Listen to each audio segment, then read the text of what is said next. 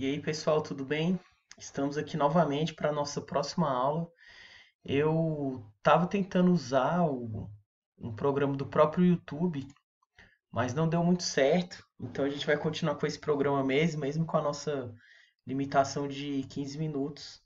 Se alguém souber aí, puder me ajudar e conhecer algum programa, como é que faz, é só conversar lá. Estou aberto a sugestões. Mas então vamos dar continuidade às nossas aulas. Parece que vai continuar assim por um tempo, né? Mas a gente consegue. Nessa aula aqui, principalmente, é uma aula que tem muitos exercícios e eu vou tentar fazer aqui da melhor forma possível usando o Paint. Também, se alguém conhecer um jeito melhor de fazer. Mas é porque é necessário mesmo. Tem umas contas para serem feitas e a gente precisa fazer elas com cuidado. E aí eu peço também que vocês, ao fim da aula, vocês pratiquem essas continhas que vão ter nessa aula, porque é muito fácil de fazer, mas se não praticar, não vai ter sucesso. Então vamos dar continuidade, mais uma vez estou usando aqui os slides do professor Luiz, do Matheus, e vamos lá. Hoje a gente vai falar sobre níveis de abstração de um computador. Eu já pincelei isso um pouco na última aula, falei a respeito de como o sistema computacional funciona, que ele é comparável a uma cebola, que é uma camada que se coloca em cima da outra. Então, é bem isso mesmo, é do mais simples para o mais complexo. A gente tem vários níveis de abstração, várias camadas que vão se sobrepujando. E é assim que funciona mesmo. E o primeiro nível, né, se a gente for olhar ali, não seria nem o zero, seria mais embaixo, lá embaixo, é o próprio elétron. Como eu citei, o elétron, de acordo com a carga que ele tem, ele vai ser interpretado como zero ou como um, dentro de todo esse sistema lógico aqui. Mas, de fato, o próximo nível seria a lógica digital. O que que é essa lógica digital? São componentes eletrônicos que eles são capazes de realizar operações lógicas. Por exemplo, aqui nessa imagem que vocês estão vendo eu passar o mouse aqui, tem umas portas lógicas, né?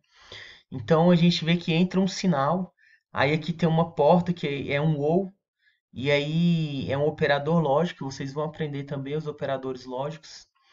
E aí dentro desses operadores lógicos vai para as portas que são um WHEI.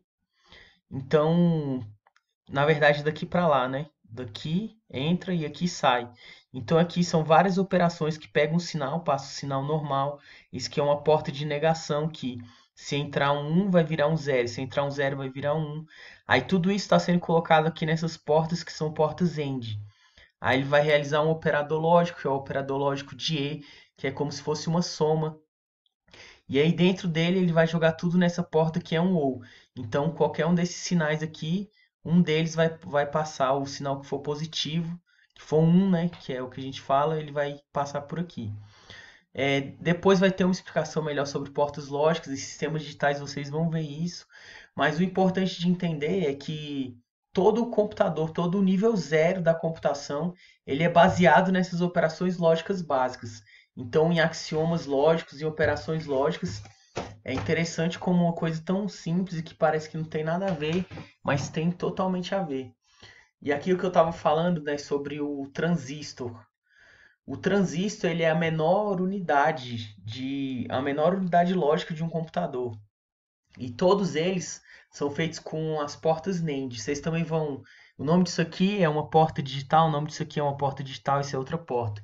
E existe a porta NAND, que ela é uma porta não E. E dentro da porta não E, essa aqui é uma E, mas se tivesse uma bolinha aqui, ia ser uma porta não E. A porta NAND, ela é capaz de você fazer todas as operações lógicas que existem, você consegue fazer com essa porta. Então os transistores todos são NANDs.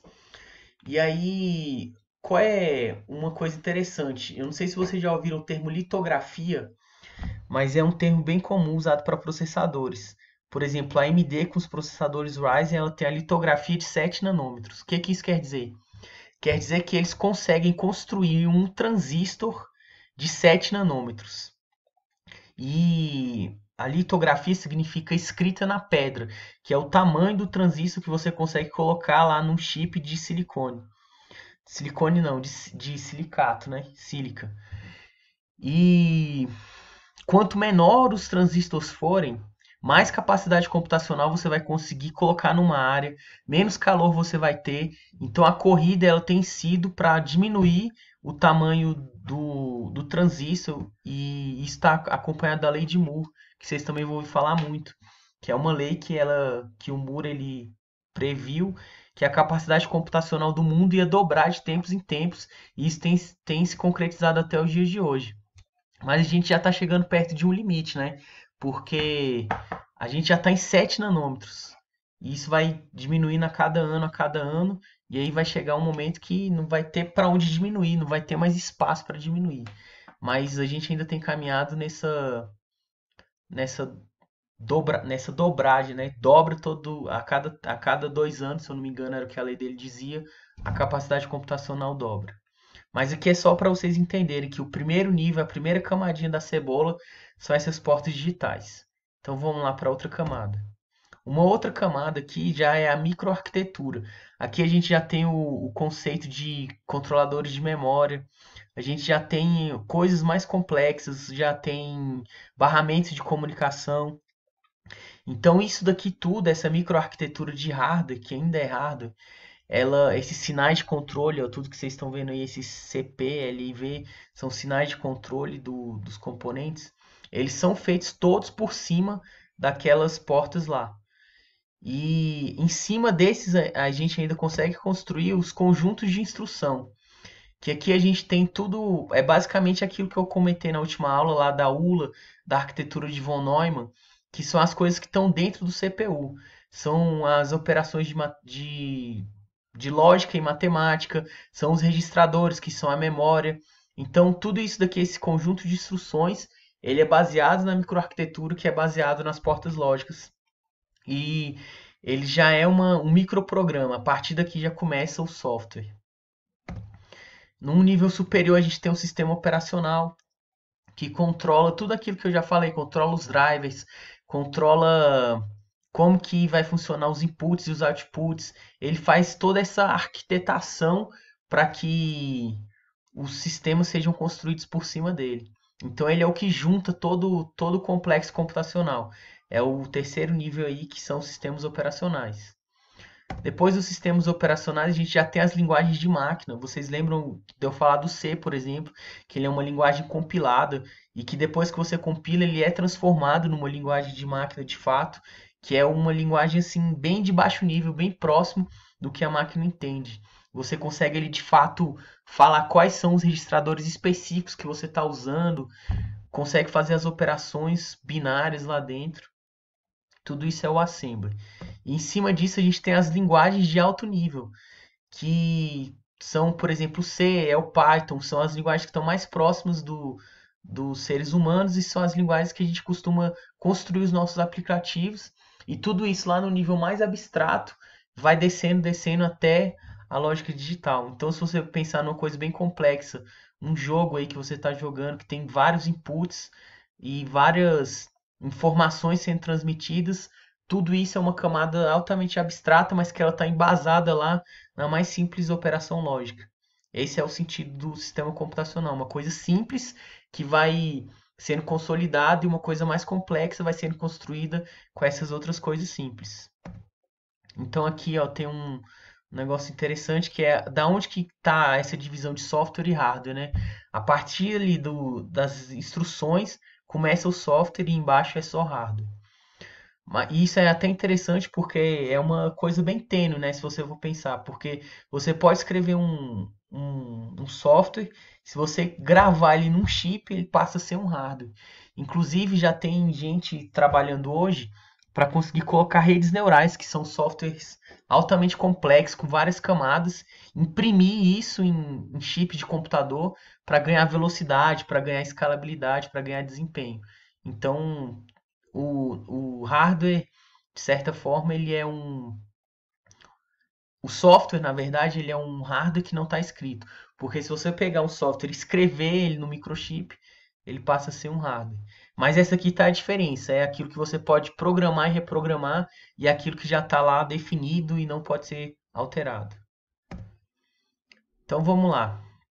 É, os circuitos eletrônicos de um computador eles operam binariamente. Foi que eu comentei também. É tudo 0 e 1, que é os elétrons lá e a diferença de potencial que eles vão ter. Então, tudo dentro de um computador é um bit. É, aqui ele está comentando sobre o transistor também, que é um componente criado para ele ser uma chave de liga e desliga. Ele é o menor componente ali, lógico, o menor operador lógico que existe dentro de um computador é o bit. E é interessante falar, só dar uma abertura aqui, sobre o computador quântico, né? O que que é um computador quântico? O computador quântico ele é um computador que o bit dele não é apenas de dois estados, mas pode ter mais do que dois estados. Então, como é que eles fazem isso? Em vez de usar simplesmente a diferença de potencial, de voltagem, eles também conseguem usar o spin do elétron, qual é a direção da rotação do elétron, para adicionar informações. E com isso eles conseguem fazer computação de uma maneira totalmente diferente. Mas não precisa se preocupar com isso. Está se tornando uma realidade. Agora a IBM já lançou um computador quântico, né? Talvez daqui a uns 5 anos isso seja mais real, mas não se preocupe com isso agora. A gente vai focar no bit mesmo, 0 e 1, bem mais simples. E aí ele é um dígito binário, ele representa esse estado de ligado ou desligado, né? Que é 1 ou 0. Então tudo no computador, ele no fim das contas vai ser uma sequência de zeros e uns. Aqui a gente vai começar a falar sobre sistemas de numeração. Por que que a gente vai entrar nisso? Porque o computador ele tem um sistema numérico diferente do nosso. O sistema numérico dele é o sistema binário. E aí as operações matemáticas são feitas de um jeito diferente. O entendimento dos números é feito de um jeito diferente. Então, lá dentro da sua unidade lógico-aritmética, na hora que você faz uma soma, você não está fazendo uma soma no sentido decimal da soma, mas no sentido binário. E aí tem várias otimizações que podem ser feitas para esse sistema, para que a soma seja feita de uma maneira mais rápida. Então é por isso que é importante a gente entender como que é o funcionamento disso, porque se você for programar e chegar a esse nível, você precisa saber como que uma soma pode ser feita num sistema binário. Então, o primeiro sistema de numeração que a gente vai entender um pouco é o nosso próprio sistema. É o sistema decimal. Por que que nós usamos o sistema decimal? E a resposta é bem simples. É porque nós temos 10 dedos e para nós, na criação dos números e da aritmética, foi convencionado e é mais simples, é mais intuitivo, é biológico até a gente usar o 10 como a nossa base. Então, a nossa base numérica, ela é decimal. Então, se a gente observar aqui, ela tem 10, é a quantidade de símbolos máxima que ela tem, de 0 a 9. E a gente pode fazer várias representações, tudo naquele ideia de centena, unidade e milhar. Olha aqui que interessante. O número 1967, ele pode ser escrito da seguinte forma: 7 vezes 10 elevado a zero, que todo número elevado a zero é 1. Então aqui seria a unidade, aí a dezena, a centena e o milhar e assim sucessivamente. Então se a gente somar 7 vezes 1, 7, 6 vezes 10, 60, 9 vezes 100, 900 e 1 vezes 1000, 1000. Então a gente vai somar 1000 com 900 com 60 com 7 vai dar 1967. Então a gente pode, nesse sistema decimal, embora ele só tenha 10 dígitos, a gente consegue representar números muito maiores usando essa lógica. Então, eu não sei se vocês já observaram os números dessa forma, mas isso aqui vai ser muito importante para a gente entrar nos outros sistemas numéricos. Então, só refazendo, repassando essa informação, que o vídeo já está acabando. O número 1967, ele pode ser escrito no sentido assim de unidade, dezena, centena e milhar, que aí vai ser 7 vezes 10 elevado a zero, 6 vezes 10 elevado a 1, 9 vezes 10 elevado a 2 e 1 vezes 10 elevado a 3, que são as nossas unidade, dezena, centena e milhar. Então, guardem esses 3, 2, 1 e 0 aqui, esses numerozinhos aqui, que eles vão ser extremamente úteis para a gente entender os próximos sistemas de numeração.